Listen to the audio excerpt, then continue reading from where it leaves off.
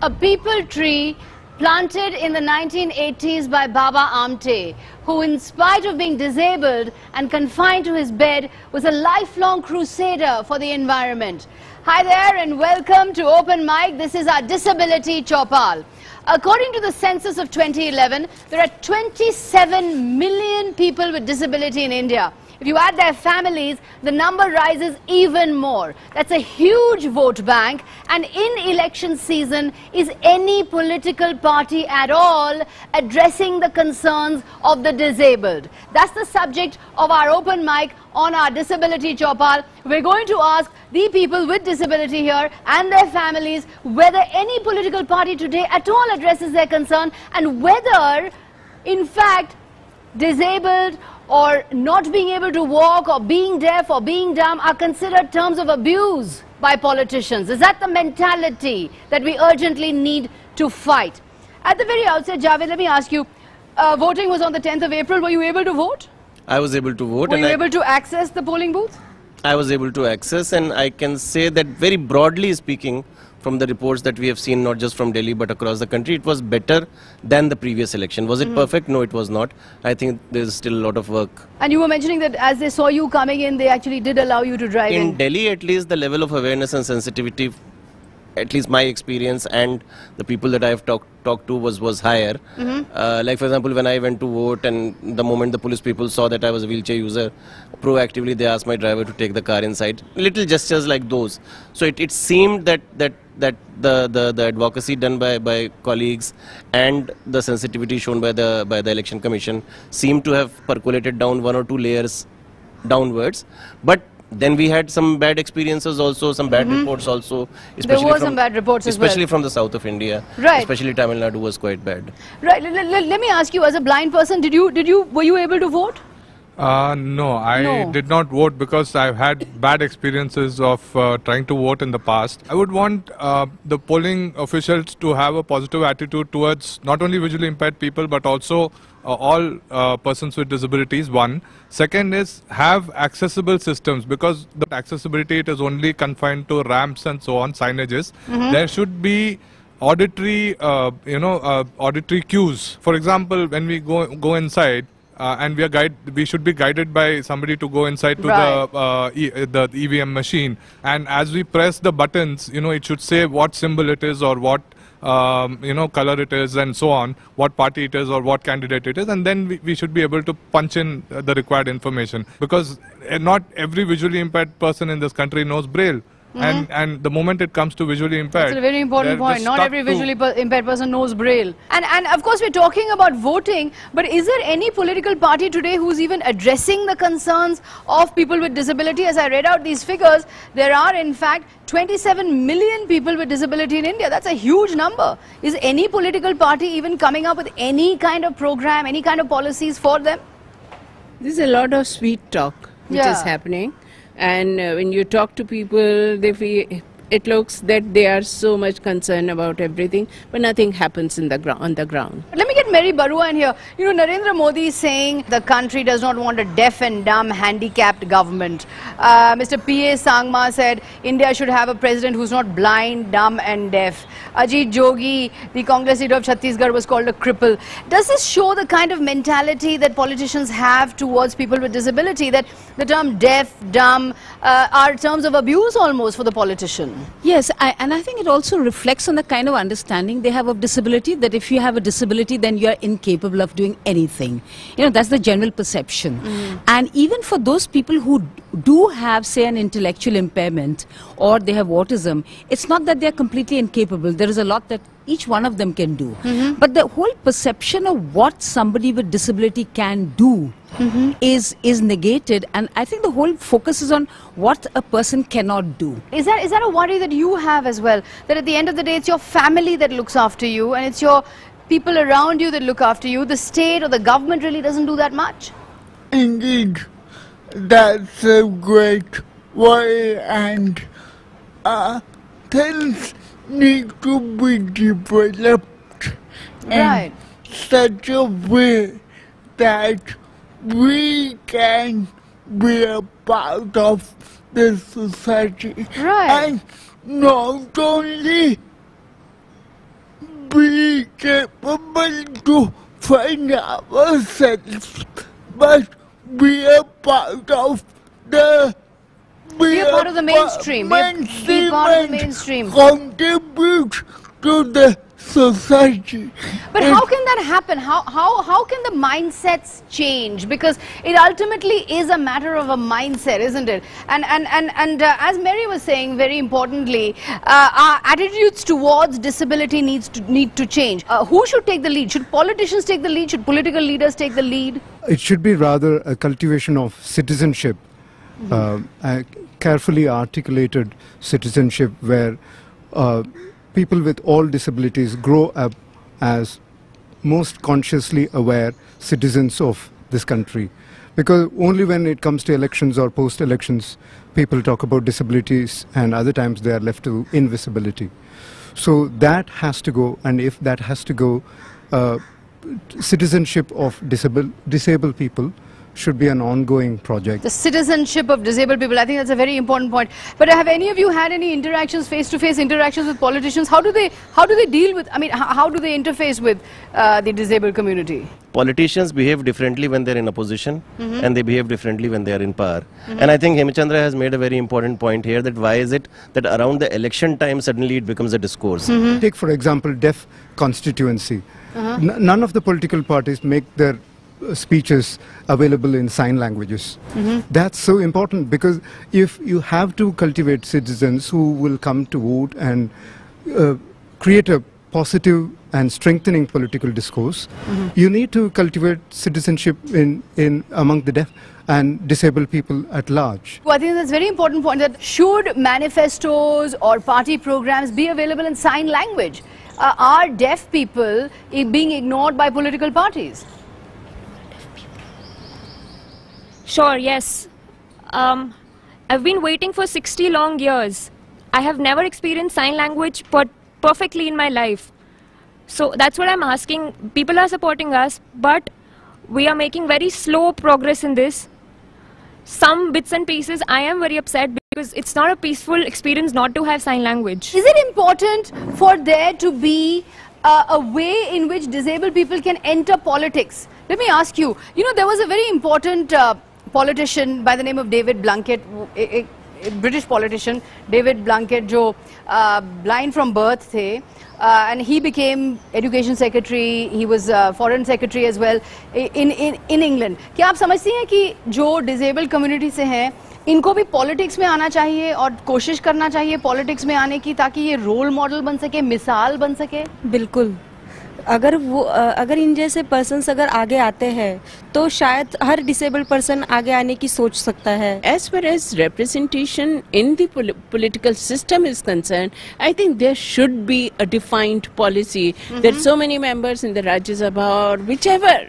You see, should be from the disabled community. Should be from the disabled community. Otherwise, you see, the people who are making policy or who are thinking about the programs are not as well familiar, do not understand. Talking about the People's Representation Act, it has a clause on unsoundness of mind, which actually debars people with mental illness and other cognitive impairments from a whole lot of rights. And because also the unsoundness of mind is not defined anywhere. So who's going to say that, who has an unsoundness of mind, and who's going to be the judge for that? But because of that clause, many people with mental illness, intellectual impairment are all cut off from many of the rights. And also when we are talking about elections, they don't have an election card for them to have a right to vote. That's a very important point. Do you feel that that clause of unsoundness of mind has to be rethought? Yes. Has to be scrapped? Yes, it has to be scrapped. It has to be scrapped. Because it goes against the philosophy of the inherent capacity of a person with disability. There is a disability bill which has been tabled. Do you believe a law is enough, or is it is a law meaningless if there's no change in social attitude? No, I feel the law by itself won't make a change. We need to get awareness. People should know what is disability, and they should understand us, our needs, our what we want. I think the whole concept of the law alone is not enough. There has to be proper implementation. People with disability have to be seen as part of the community, as part of life. There has to be greater participation of people with disability, the opportunities for participation. For instance, you were talking about people with disability entering politics. There has to be opportunities, because only when they see people with disabilities around them will politicians and others begin to understand that they are people just like everybody else. And for that implementation, there has to be the will amongst the politicians to ensure that that implementation happens. Right, to ensure that the implementation of the law happens. What is your view on the law? Do you believe that the law is going to solve anything? Law alone will not be able to solve all the problems. It should be community participation. More and more should be in a practical way. How we can do it, how we can apply and implement it accordingly. So it is a stigma attached to a disabled person. So he is a disabled person, he can't do this and that. That is not there. We are the part of the society, an integral part of the society, and we have each and every right to participate, to grab the opportunity. अभी जब मैं jobs करती आई हूँ तो private offices में तो कभी कुछ प्रॉब्लम नहीं आई, लेकिन जब मैंने गवर्नमेंट ऑफिस में काम किया तो मुझे एक मेंटालिटी आई है. मैं ऑफिस एग्जीक्यूटिव थी, एमकॉम बीएड प्लस एमएसडब्ल्यू मेरी एजुकेशन थी, लेकिन मुझसे काम करवाया जाता था डिस्पैच, डायरी एंड डिस्पैच, और कहते थे कि शायद आप यही काम कर पाएंगे. मुझे सोच के इतनी गुस्सा आया था, इतना गुस्सा आया था कि इनके आईएएस लेवल का बंदा या डिप्टी डायरेक्टर्स लेवल के बंदे इस तरह की मेंटालिटी लगते हैं. मतलब उनका, या फिर मेरे ख्याल से सोसाइटी ये सोचती है कि हम पैरों से ही नहीं, हम शायद दिमाग से भी डिसेबल्ड है. तो प्लीज ये सारी सोच बदलिए. Because of the way people treat you, is there a lack of any possibility for you to develop your talents, get the skills that you require? Because people are constantly trying to push you away and push you to the margins of society. Yes, surely. Like when deaf people are talking on the road or anywhere, people actually stop and look at you. This actually discriminates us, and we don't want people to look at us all the time and they make fun of us. That's why we want sign language to be an official language, so that it's aware and everybody can know that sign language is something You want we can sign do language to be an anything. official language? Yes, we want sign language to be an official language. Let's take a short break at this point. How many of us can actually say that we are the 100% perfect human being? All of us at some point in our lives are going to have to come to terms that we too will be disabled in some way, we will face disability in some way. As we're saying, there's a huge number of people in India who do have disabilities, and as such there is no political party who addresses their concern. As the feeling here is the politicians are simply mirroring the attitude of society, which pushes the disabled to the margins and which terms disability as a term of abuse. How can this change? Can the law bring change? Can political leaders be forced to change? Are younger MPs better than the older MPs? Can civic groups work on political parties to get them to change their minds? Much more after this tiny break on our Disability Chopar.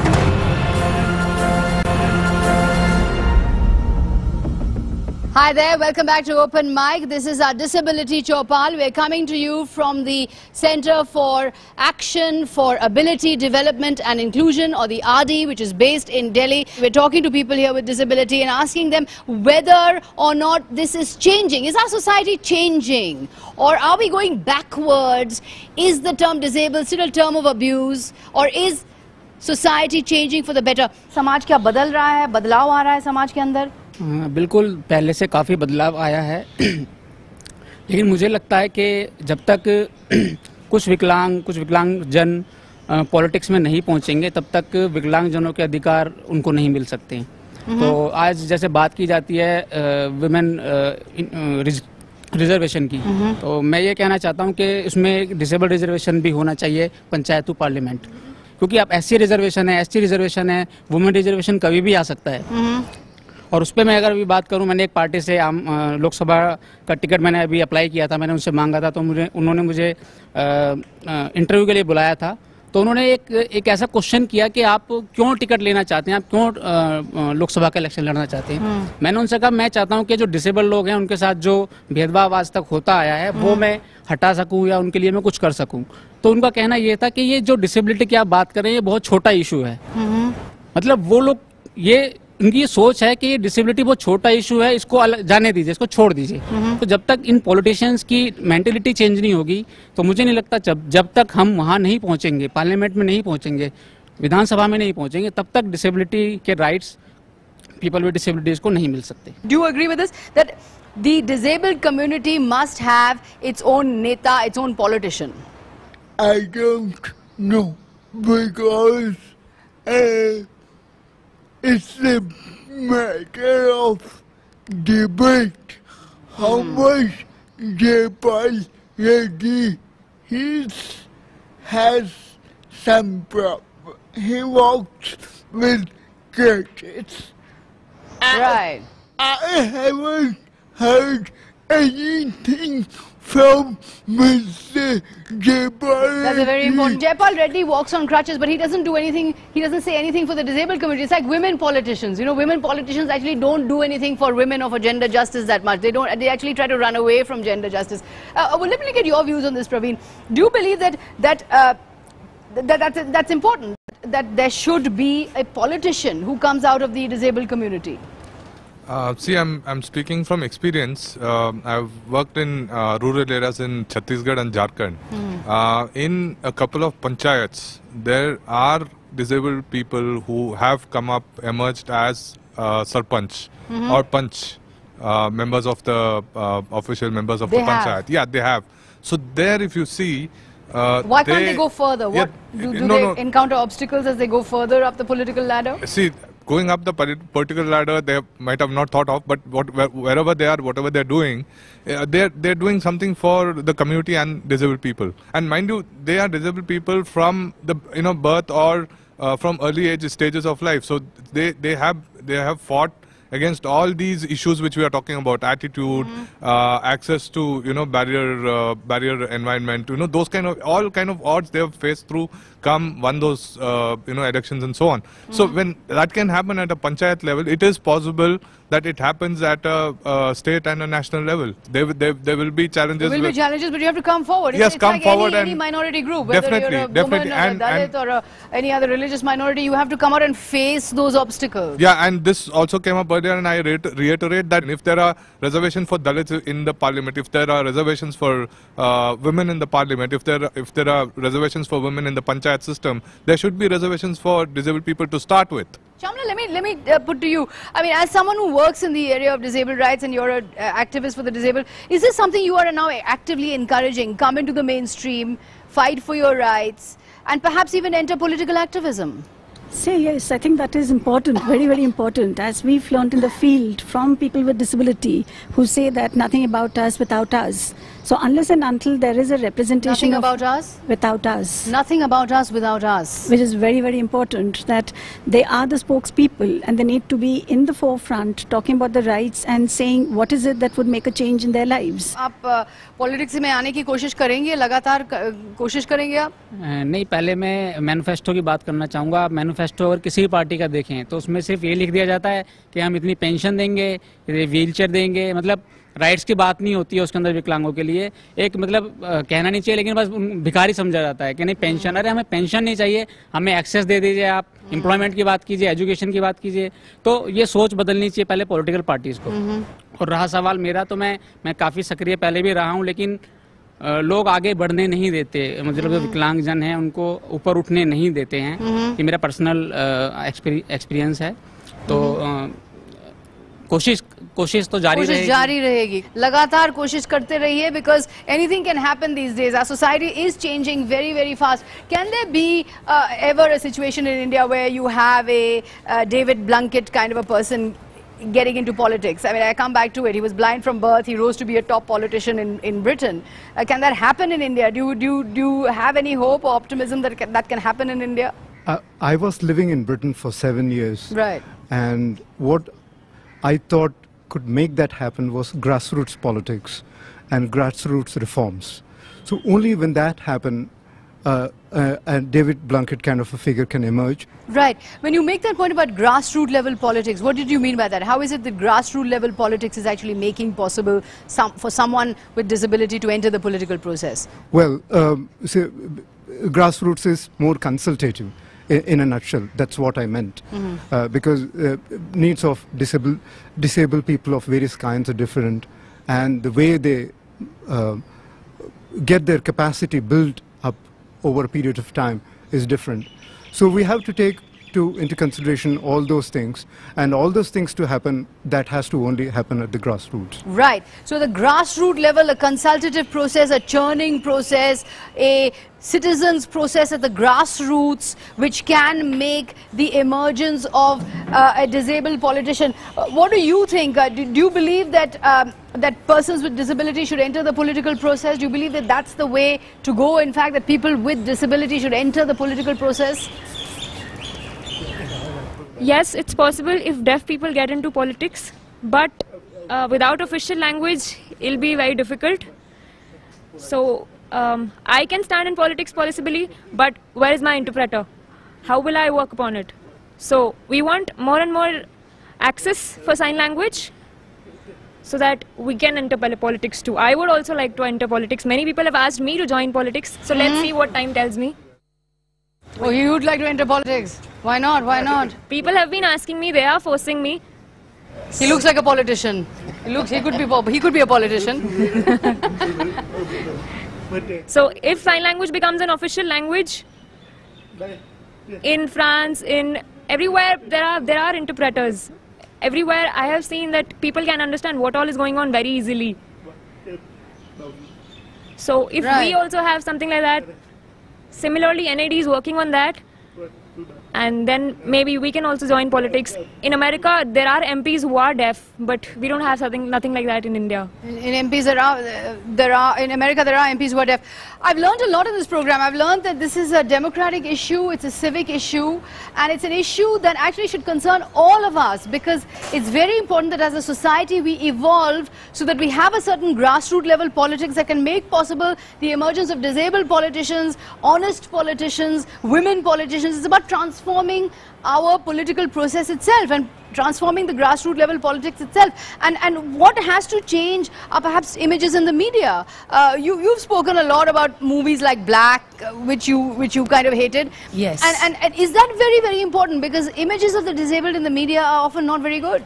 Absolutely, because in a film like Black, for instance, they tell you that, you got to really whack somebody around for them to learn, and that is the best way to teach them. And it is believed that people with disabilities need to be whacked. I know that people with autism regularly undergo extremely aversive treatment. And this is not just in India, it happens elsewhere as well. And it is presumed that that is the way to teach them, and that is the best way for them to learn. So all of this has to change. What is important is that an evolved society is one that provides for its most vulnerable. So even if people do not become prime ministers and presidents, a truly evolved society is one that will provide for everybody, regardless of how vulnerable they are. Right, I think that's a very, very important note to strike in the program. An evolved society is one that looks after its most vulnerable. I just want to get a comment from you about the images in the media. I mean, is it important that we have perhaps more discussions like this, and perhaps we talk a little more openly about what disabled people need, instead of, the kind of almost caricatured images you have in films like Black?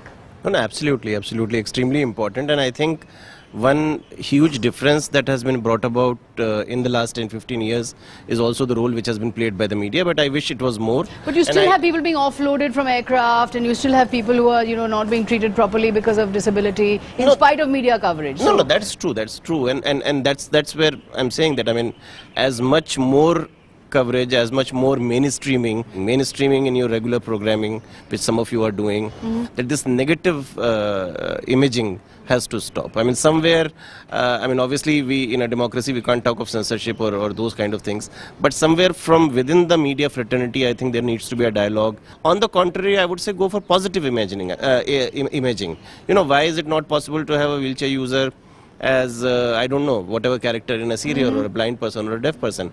As we were talking before the show, the word itself, disabled, you said should be used, not multi-abled or specially abled or special people, or all those kind of terms that are given in India. Is that recognition also important?